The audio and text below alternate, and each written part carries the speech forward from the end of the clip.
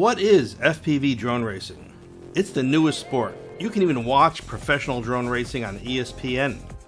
FPV means first person view, much like a video game. It's kinda like the Star Wars ride at Disney, only for real. For many, it's like an out-of-body experience. Imagine you're 1 inch tall, sitting on the nose of a flying machine the size of your sneaker, flying fast over and under gates all over a field. The one who makes the most laps in 2 minutes wins the race. There's also freestyle acrobatic competitions too.